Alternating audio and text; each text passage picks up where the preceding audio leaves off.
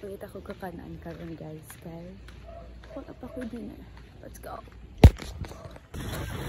Guys, kaya ko nang mag-walk alone. Kumain sa labas ng mga pizza. Let's go. Okay.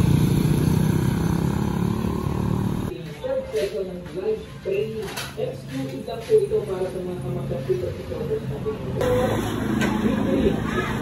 Ganun, grabe, malalim pala talaga kung lahat nito, mga kapatya. Hindi mapaalisin natin sa internet, alisin ito.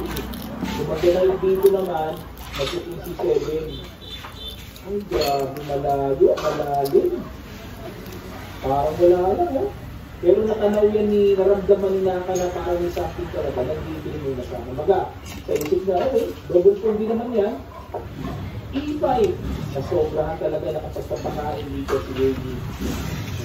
Dapat daw ang tira is type dito. Ano kung dito na parin-pala yung dito. So, balik tayo sa E5. Like dito, talagang dead ba kayo Naka yan, develop na siya. Queen D6 sa ina, ay na para dito sa Queen C2, okay, angat lang, develop, A5. Bakit? Dito naman babasa si Mili. Rook E1, ayun, para dito naman po gagawa ng forma ng pasag, sinakasag ng bago.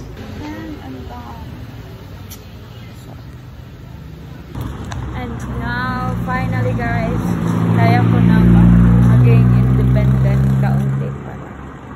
Tapos na pong kumain and I'm going home. Baklay na po ko. I can hold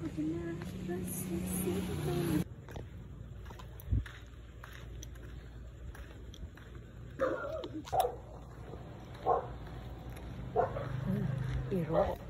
Delikado.